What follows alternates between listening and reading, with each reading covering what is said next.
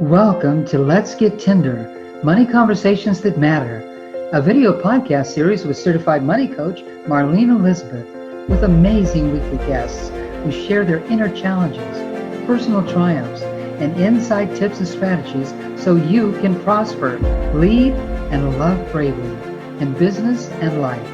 So get comfy and get ready to grow money with. Hi everyone, welcome to Let's Get Tender, Money Conversations That Matter. I'm your host, Marlene Elizabeth, and I am so happy that you've joined me today. This video podcast is all about helping you to grow money wings so that your business can take flight. And I am so excited to introduce you today to my beautiful guests. I have two today. So we have Dr. Elsbeth Meuth and Freddy Zental Weaver. And I just want to welcome you both to the show. Great. Thanks for being here, us being here, and you doing this work. Yeah, thank you for having us. Oh, you're so welcome. You're so welcome. And I just can't wait to dive into this money conversation with you. But before we do, can you please just tell our viewers a little bit about what you do? Well, we work with human development. We work with couples and individuals. We have an institute in Chicago, TantraNova Institute, and we've been doing this for the last 18 years all over the world. And it's really about, coming into our own flow. So where intimacy is, we want to be in the flow of that love and intimacy, including our sexual self. And also actually how this is related to today's conversation, because money is all about flow. So that is what we share with couples and singles all around the world, to come more into their flow so they can express themselves more fully and create a fulfilling life in, love and intimacy and their connections, both with themselves and with each other. Oh, this is beautiful. And so you two are both a business couple and an actual couple, right? Yeah, Yes. yeah. 18 years now. How many years was that? 18, but we live and work together, so that's really 32. So. Fantastic, fantastic. Well, let me start then with you, Elsbeth. What is your first memory of money? Wow, my first memory about money was that when I was 12 years old, and I grew up in Germany, as you may be able to even tell from my accent, and I'm one of 10 children. And so at 12 years old, I wanted to go to the movies with a friend from school. And I went into my dad's office and I asked if I could get the movie money. And he was so stern, and he made a big fuss of how much money that would be, like 5 Deutschmark, which I think was relatively much at the time, particularly raising 10 children, And so he got angry, and I felt so uncomfortable. He finally gave me the money, but it was so unpleasant that felt like, don't ever ask for money again. And, with our memories of money, that's usually what sticks with us, not necessarily the actual transaction, but how it made us feel, right? We walk away and that's what really sticks with us. And that is kind of what stays connected the next time we ask for money, right? You kind of started probably already feeling maybe fearful of asking for money next time, or, right? So how is that who would want to ask for money again? Don't do that, because I don't want to feel that discomfort. And another part of that decision is that I better become autonomous. Now, I didn't think those words, but that was the feeling, like being independent, and I'm going to do it my own way. So that was, I think, laid very early on, although it took me quite a few years to become more independent financially. Exactly, right. And even being aware, I mean, these are the memories that happen way back when, consciously, sometimes even subconsciously, but it takes sometimes money work or even becoming an entrepreneur to start diving into those money stories and really figuring out what these blocks are about. How did these blocks even begin, right? Yes. So, Freddie, what would you say, have you ever then kind of experienced a money block or a money fear, some kind of limiting belief around money that held you back from achieving a financial goal or dream in your life? Well, it's my early life was pretty secure. My family was professional. And so after college and working in the software business, I was with a big company and there was an opportunity in San Francisco with a smaller startup. So I took the opportunity because the potential was really big. And so after about 9 months, almost a year, the company went out of business. And I just started doubting my capacity to even choose, a more risky path. So I went back to corporate America or big company and stayed too long, really, because I had these ideas and dreams of things I wanted to do, that I could be more, be my own boss and so on. So in San Francisco for like almost 20 years, and then opportunity opened in Chicago and they hired me, moved me here. And that was 18 years ago. And really I came to meet Elsbeth and we pooled our resources and started this business. And certainly there are through lines, I call them, from our early experiences in terms of fears of money or not having money or not enough money. And that often keeps us locked in stasis, from not doing the things we really love in this life. And it's a pretty short life, actually. So. Yeah, absolutely. Yes, yes, yes. I love this example that you bring up, that you came from a background that was fairly secure and you actually were kind of raised with a just kind of an abundant mentality, really, that, yeah, whatever is required or needed, it's provided for, which is wonderful. If only every child could have that upbringing. And Yeah. then you kind of ventured off in your adult life and decided to kind of be the risk taker. Probably there's a little bit of a risk taker in you. Yeah, oh, Maybe. yeah, absolutely. Wild and free, I tell you. Yes, that's it.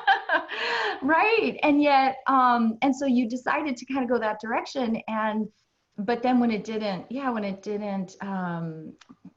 take flight, then kind of those old doubts come in of, oh, kind of, I told you so, maybe taking risks isn't the best path, kind of thing. So then you stayed safe for a while, and you mentioned even too long, you said, huh? Staying Yeah, too too long. long, because it was almost a catharsis that, I felt like I needed to do something different with my life. And, I was getting older. At the time I was in my 40s and, I didn't know if there was ever going to be an opportunity at that point. So, but moving to Chicago or taking a job in Chicago was the big risk. But really it was even bigger than that in terms of what happened in a good way by meeting Elsbeth and starting this work.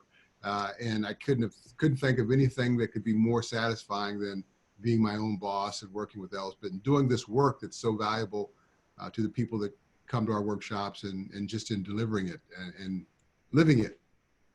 What a great example then of taking brave steps to overcome fears, obstacles, doubts, and just knowing, I mean, because sometimes we just never know the greatness that's on the other side. And now you're living a dream, but because you decided to take a risk again after a period of time when you rested a bit in the corporate job, but then life nudged you forward again. Okay, try it again, take a risk, and wow. Yeah. And look what you have now. So it's fantastic. And so, Dr. Elsbeth, how about yourself when you found yourself, with a money block that you just realized, that you were struggling with? Can you share maybe a brave step that you took to overcome a money fear or self-limiting belief that was holding you back in your dream? Yeah, I could think of two big moments in my life. And as you probably can already see, Freddie and me, we come from such different backgrounds in terms of money, that I was the one who was constricted, had been constricted for a long time. He's the one who is very free and open and flowing. And of course, that can also create conflict, in how we spend money and how we save money and all of that. And so our relationship has been a beautiful garden for affecting each other in a positive way. And for me, really lessening that, there is not enough, because I really grew up with a mindset of scarcity. There is not enough, there will not be enough. And I remember when even becoming an entrepreneur, I was a management consultant before I moved into the business we are doing now. And it took me like a couple of years to leave the consulting firm because I was, fear struck of not making it if I go out on my own. But then once I said, okay, I'm no longer letting the fear rule me, it was like a conscious insight, a conscious move. Then I took the step. Now, of course, the first couple of years were not that easy as a startup, and generating clients and all of that, not for a company anymore, but for my own enterprise, was challenging and was great. So, given what we have been producing. So that was one thing, to really push through or let the fear go, or at least no longer rule me. The other time was then really when the fear lifted, because the fear hadn't lifted yet. I just pushed through anyway by becoming an entrepreneur. The lifting of the fear had to do with when I did a course with Dr. Michael Beckwith. I don't know if you're familiar with him. He's an internationally speaker and minister. And I took a course with him. And he said in one of the sessions, he said, scarcity and not enough, it's a lie, we were told. And I'd never heard it like that. I had heard it like, oh, that's not true. But when I heard that word that I was indoctrinated with, that's the truth. So it's actually, if it's not true, it's a lie, and I really woke up. I said, wow, I've been living by a lie and I have subscribed to it. Let me work on that not being a lie. And in that process, what also opened up was for me to trust, like trusting the universe, trusting life. It was more like, I would almost say, a cosmic experience, like where I was not so attached to the material anymore. Ever since, the way I do the business is different because I don't worry so much anymore. I'm in the flow. I'm like, the clients that are to work with us, they will come, and I just trust it. And they come, That has been a huge shift. And that was really directed by a shift within myself, both in a mental state as well as also physical state. So this is really powerful, what you shared, that despite the fear is there, but you moved forward anyway. You took a step forward anyway. And that is courageous because there's nothing guaranteeing that, we should be not listening to that fear, but you move forward anyway. And then also being able to reach out and being, participating in, like you said, a workshop or a presentation where you get to reframe the situation, reframe the reality. Because it's just one perspective. And when you were able to be introduced to a whole new perspective, boy, it opened up a whole nother opportunity for you, more choices for you to make that might be different. Yeah, and it was so fundamental, like it happened, it was an experience in my physical body. I mean, it took a little time to embody it, like to live it every day, to feel it every day, this new, like there is abundance, there is things come to me when I need them. I don't have to worry or plan always. So it was a fundamental shift that has been pretty big. And that's key. That's key what you just shared, Dr. Elsbeth. Once that that knowing is in our body, not just up here, right? But down here in our body, yes, that's when things really change. So wonderful. That's so inspiring.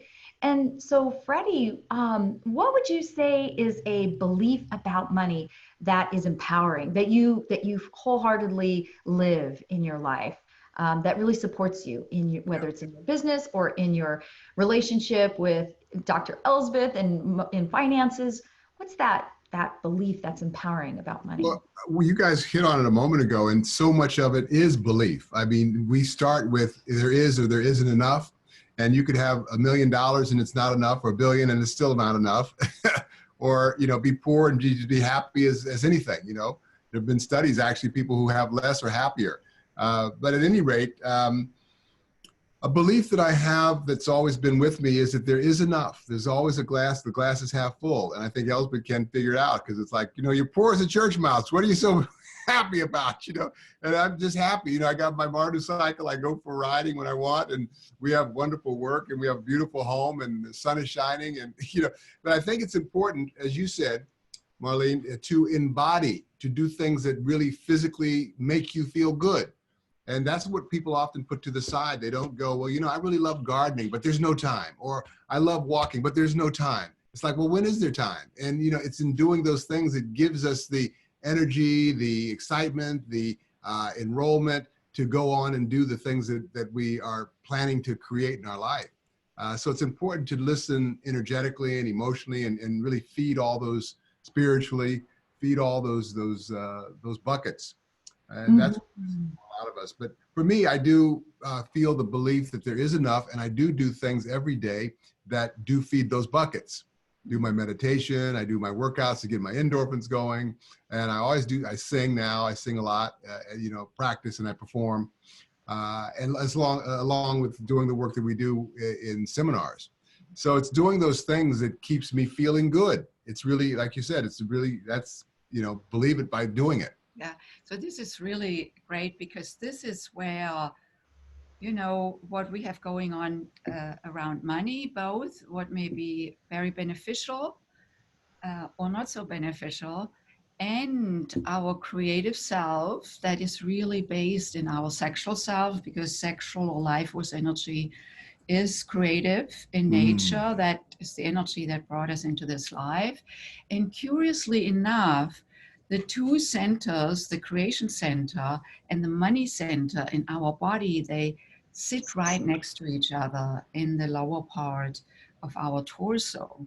And so when Freddy speaks about, I do something every day that, is pleasurable, that reminds me of feeling good. And that shows up, of course, around his money conversation, as well as also how he feels in his body, how he feels sensually, because pleasure is sensual. We don't even have to have sex in order to feel that. I can walk by Lake Michigan and feel the breeze and can feel very sensual. So, and he has really a gift, or he would probably say this is like, his blueprint, that he really brings this to life effortlessly in the money area, around food, around the sexual, the sensual. I grew up a little bit more like a purist, a Lutheran, more like this. So it's like really great to be in his presence, because, I have been really, appropriating over time that, let's just have fun today, both in the work, and I love the work. So it's not like she has fun working. Yes, because it's so much love what we do. Right. I think, and I think both of you touch on something so important that I say so much, that when we talk about money, we're talking about so much more than just money. And I think what's really exciting that the both of you bring to this conversation is a sense of a balance of the masculine and the feminine when it comes to our approach, when it comes to money, the flow and the receiving. Sometimes we get stuck in the pushing and, and that kind of driving and all that. Whereas sometimes it's a matter of just receiving, being more open, and understanding what the resistance is to us being more open, and healing that. Yeah. So true. Yes. So on that note, so what would you say that you have learned by being entrepreneurs in business, that and in the work that you do, that is something that you can apply to, or that you do apply to your relationship with money? It could be even just a little bit of what you've already started to share there, Dr. Elsbeth, but just wondered if you wanted to add anything more. Let me add this, that, we all have something very unique that we offer in this life.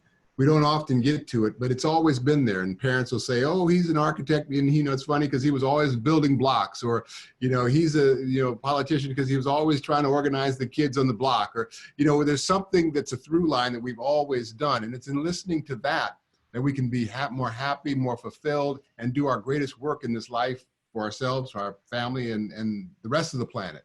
So I think for many of us, it's listening to that joy and that pleasure. And that's difficult for many because we don't often think that pleasure makes a difference. And yet it's really the key to our, most desired and most effective participation. That's a great point. It is a great point, especially in the culture that we live in that, like, for example, I live in California. And I noticed that when I lived back east in Boston, there was a difference in the way people approached life. So in Boston, when the winter came, people rested.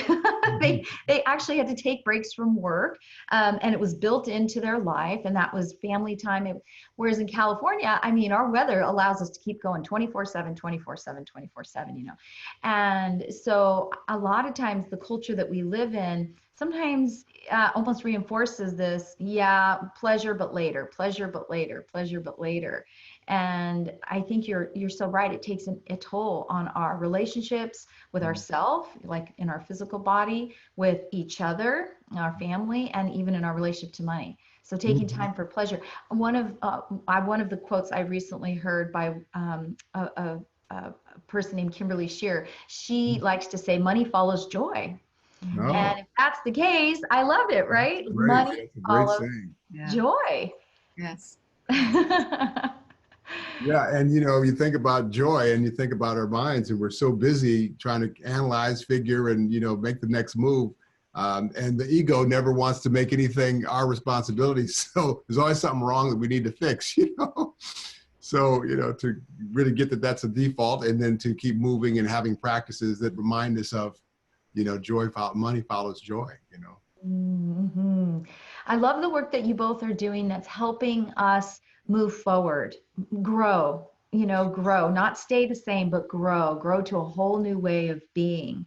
And that, in my opinion, that's kind of what life is about. We're here and we have this phenomenal brain that we don't really use all of. There's so much potential in our brain that helps us to move forward in life. And when we can sit in the driver's seat and kind of direct how we're going to live our life consciously, intentionally, rather than allowing these blocks and these limiting beliefs to guide our way. Like you were mentioning earlier, Dr. Elsbeth, you took control of that situation in terms of your belief and realizing, oh my goodness, I've been building my house on well, I think you said the word lie, that there's plenty, that there is everything here we need. We just need to be able to see it.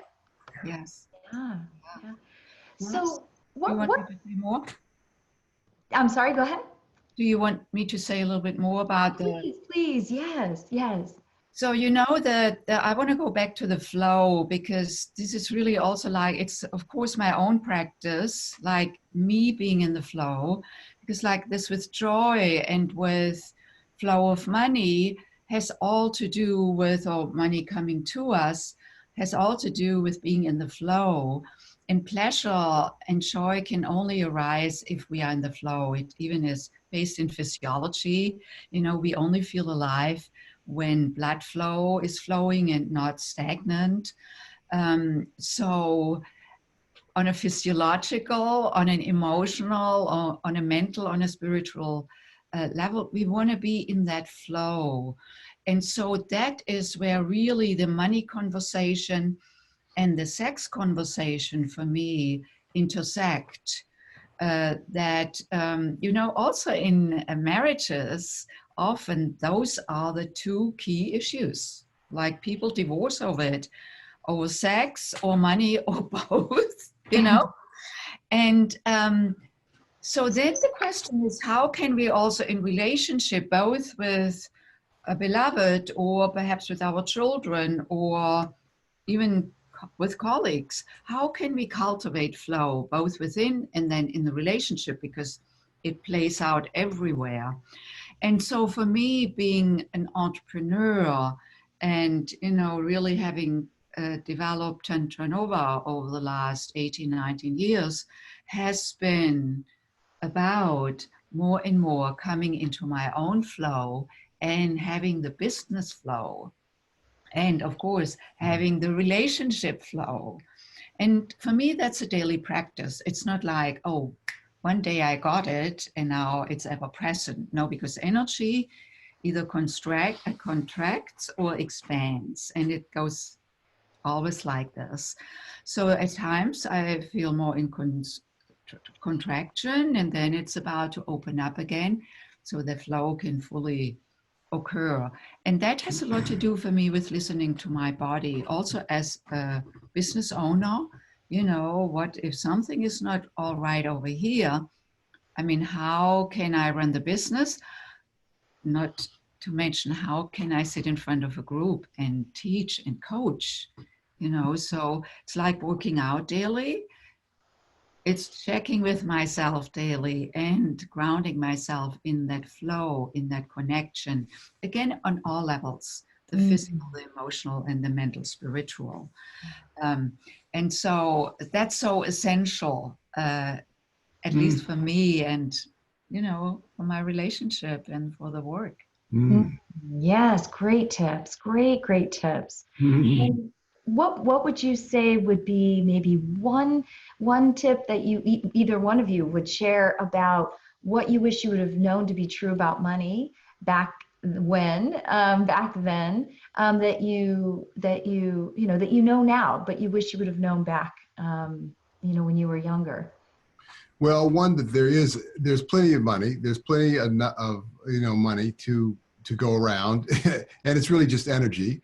A couple of years ago, we did a workshop on tithing, and tithing 10%. My father always said, you give 10% to whatever spiritual group or practice that you believe, or to donate. And so this workshop was about how it comes back to you, and it really totally does. And I don't know how all of that works, but it's like there's a freedom that happens, or there's an energy that happens, and there are things that are going on that aren't so apparent, And one thing I would say is to put definitely practices in place that support you being in the flow, because we will automatically go to the old story, the through line from the past, or our fears, or our analytical self, or that, and we won't listen to some of the most deepest desired things that we really love to do that really excite us, and keep listening to that and put practices in place that keep us on that path.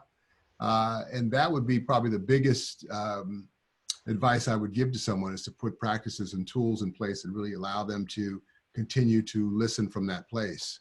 This is great. That's so important, right? Because we have the desire to go from here to there, but we need the structures in place, right, to support us to get there. And that's a daily practice, like you were saying too, Dr. Elsbeth. That's wonderful, powerful.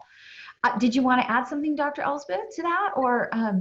Actually, I really would have liked to have learned about money just as I had other subjects in school. If we had a class on money and just learning the distinctions and practices and what to look out for, a domain where I can take action in, and that was totally missing. It's actually the same in terms of relationship. We don't have a relationship class in high school or college. It's very similar. We are just thrown into it, and then we are surprised when we struggle. We have so much academic training from first grade on, reading, writing, which is all important. But life skills in terms of, how to think about money, how to move with money, how to save money, and all of that. And I wish I would have had that also in the realm of love and intimacy and relationship.